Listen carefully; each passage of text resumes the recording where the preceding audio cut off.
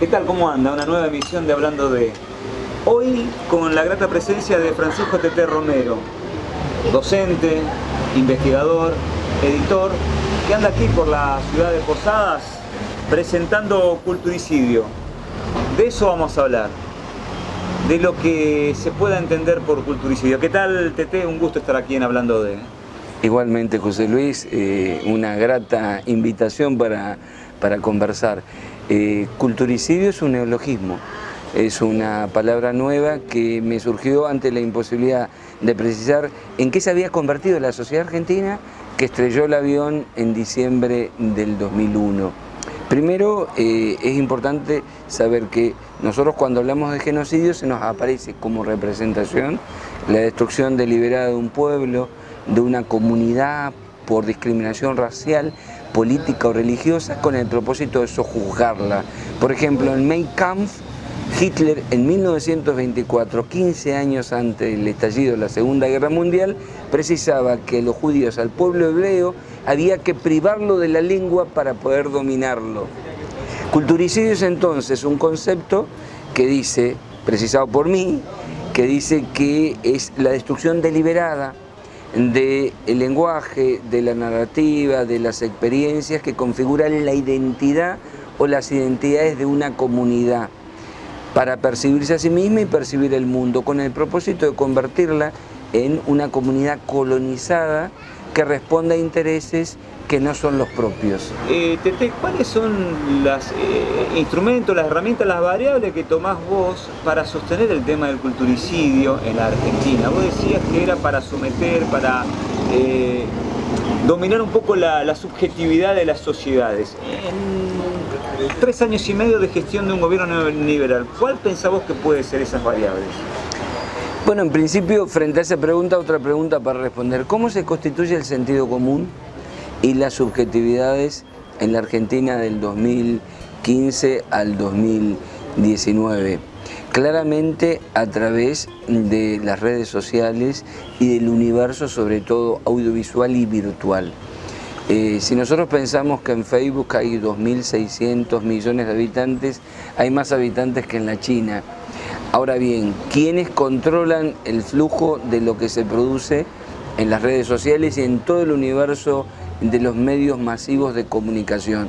4 grandes corporaciones con sus distintos satélites que Noam Chomsky, el gran lingüista, llama plutocracia de las corporaciones. Para definir este momento civilizatorio, dice plutocracia, lo definieron los griegos, gobierno de los más ricos. Corporaciones, hoy grandes corporaciones manejan el negocio de la alimentación, de la comunicación, de la educación, de los agronegocios.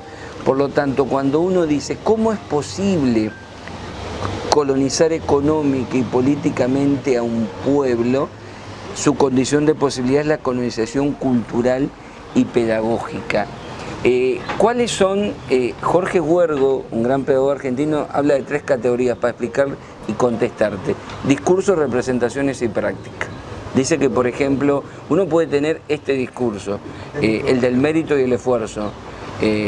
Las personas prosperan en su vida a partir del mérito y el esfuerzo. Todos apoyamos eso, pero no es suficiente.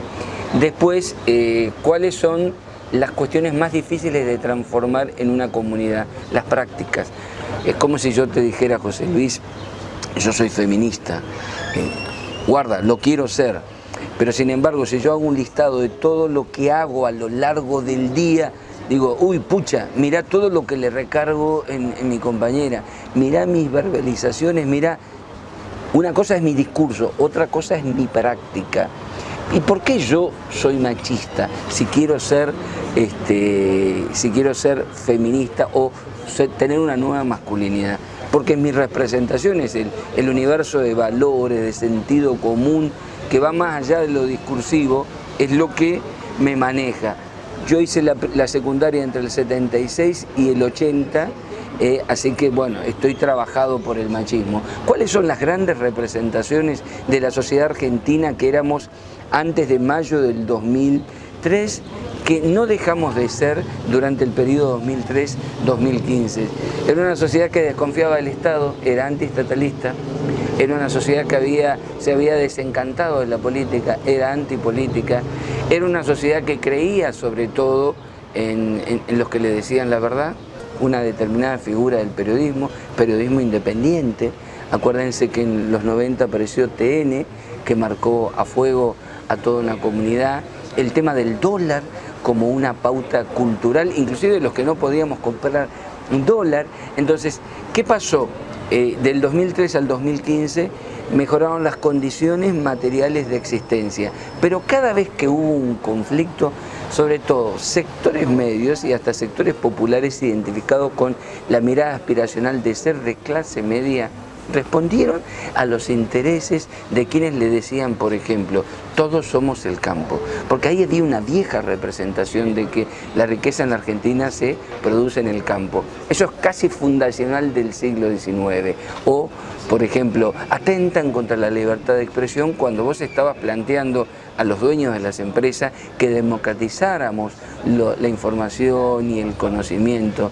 Entonces, viejas representaciones de lo que suponía, si interviene el Estado en esto, coarta la libertad de expresión. Hoy, ¿por qué le pueden permitir ciertos sectores al macrismo que haga lo que haga? Por ejemplo, el Inca hoy levantó un documental sobre la muerte de 2 docentes en Moreno por el estallido de una garrafa de gas. O está preso un artista que dijo, un escultor, yo quiero hacer una escultura sobre Santiago Maldonado. Hoy es un aniversario de Santiago Maldonado y no es un escándalo, porque este gobierno se asume como la antipolítica, como un gobierno para los vecinos.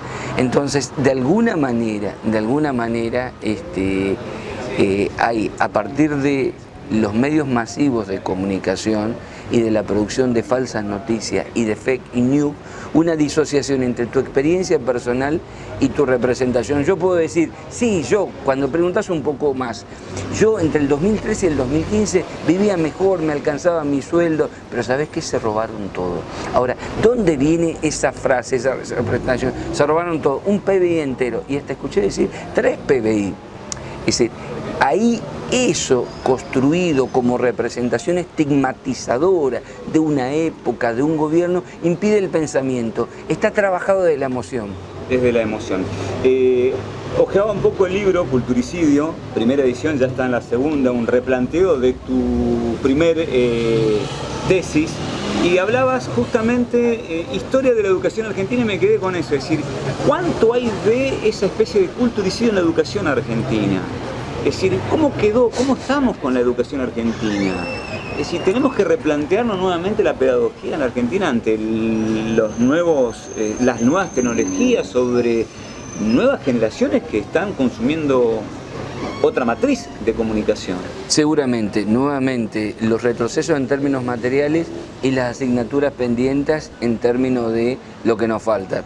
Los retrocesos, mirá,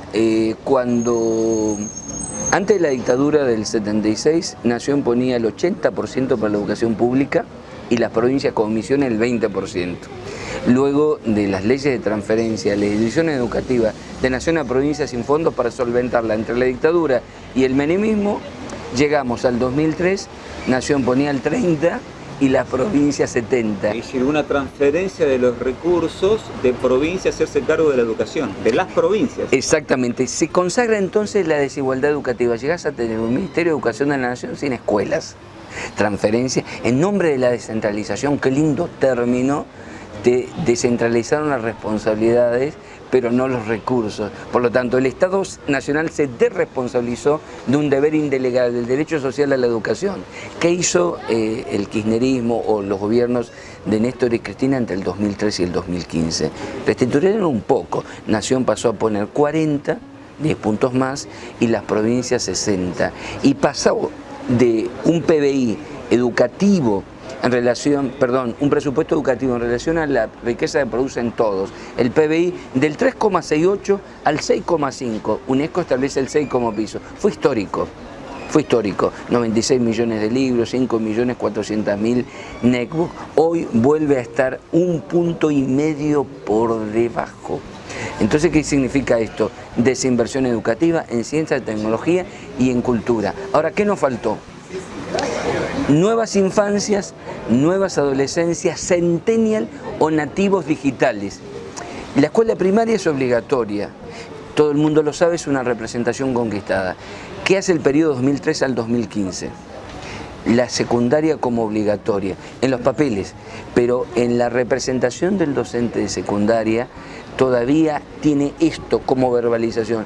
A la secundaria no va cualquiera, solamente el que quiera aprender, el resto que trabaje. ¿Qué digo esto? 3.900.000 pibes y pibas que estaban fuera de las escuelas ingresaron con la asignación universal por hijo. Macri dio de baja en 3 años y medio 1.600.000. Este dato, pueden chequearlo, la Oficina para América Latina de UNICEF, internacional para que no desconfiemos. Es un dato y es una denuncia de UNICEF. ¿Qué significa esto? ¿Por qué la escuela secundaria resistió a esos pibes y pibas que venían sin hábitos, sin tradición, que eran primera generación en su familia? Porque la matriz de la escuela secundaria, de la formación docente, es selectiva y meritocrática, porque a nosotros nos faltó una ley de educación superior que plantee cuál es la misión y la función de la escuela argentina del siglo XXI para nuevas infancias, para nuevas adolescencias. Y esto no puede ser prescriptivo. Nosotros necesitamos un gran congreso pedagógico. El contrato social en las escuelas está roto entre el Estado y la comunidad, entre el Estado y la docencia, pero también entre la docencia y la comunidad. Hablas del congreso pedagógico. Recuerdo que con Alfonsín se planteaba el congreso pedagógico, además se hizo un congreso pedagógico. Sí. Pero, ¿qué pasa con el tiempo? ¿Por qué no son política y herramienta de Estado? Con el menemismo se llegó a la conclusión de que las escuelas técnicas no servían. Claro, y ahí está el papel de la historia. Un gobierno que define desindustrializar. Mira, el primer y el segundo peronismo crearon la UTN, la Universidad Obrera, Universidad Tecnológica Nacional, porque había que crear ingenieros para la industrialización, y crearon las escuelas industriales. El menemismo, ¿qué hizo? No, era un país de bienes y servicios, había que destruir la educación técnica. No es casualidad que entre el 2013 y el 2015, con la Ley Nacional de Educación Técnica, se haya reprovisto nuevamente a las escuelas técnicas, y tanto a las carreras de ingeniería como a la repatriación de científicos, que permitió que creáramos 2 satélites de ARSAT que son orgullo. Ahora, no cambiamos la formación docente, por lo tanto, la matriz cultural de la educación argentina sigue pensando una escuela que no es para todos. Falta una pedagogía para las nuevas generaciones. Esto, por ejemplo, es una escena de lectura y de escritura socialmente significativa. Hoy se lee en nuevos formatos y soporte. Nosotros necesitamos pensar en una ciudadanía digital, porque si es cierto que nos comunicamos a través de estos dispositivos, ¿cómo no educar para una ciudadanía digital? Está bien, es decir, hay que plantearse una educación disruptiva entonces. Disruptiva, y además acá podemos ser consumidores colonizados o productores de contenido, que en vez de ser convocados desde la emoción, desde el odio para poner me gusta, no me gusta, desde un algoritmo que es una lógica de la inteligencia artificial manejada por las corporaciones, pensemos en términos de soberanía digital, soberanía comunicacional. Eso es interesante, pensar, digo, directamente, la palabra pensar. Acordate, Marcos Peña decía: hemos llegado a la conclusión de que el pensamiento crítico no es siempre positivo, porque no soy optimista. Entonces, cuando te dicen no pensamiento crítico, el jefe de ministros, el jefe de gabinete, y después te dicen hay que deshistorizar porque la historia es conflicto, te eliminan de los billetes. Acaba de desaparecer San Martín, sí, con el billete de 5. Sí. Te deshistorizan para desactivar tu memoria de lucha, mercantilizan la educación pública. La formación docente era gratuita, hoy tenés que pagarla. Entonces, ¿qué significa eso? ¿Cuál es el culturicidio? Retrotraer a 75 años, cuando dice hace 75 años la decadencia argentina, a la Argentina previa al 17 de octubre del 45, cuando no éramos sujetos de derecho, cuando no teníamos derecho, cuando estaba naturalizada la desigualdad. Tete, muchísimas gracias. Y aquí estamos presentando Culturicidio 1, Culturicidio 2, Cultura, Educación y Poder en la Argentina desde el 2004 al 2019. Francisco Tete Romero hizo la presentación de esta tesis aquí en la ciudad de Posadas. Nosotros en Hablando de, en un próximo encuentro. Nos vemos.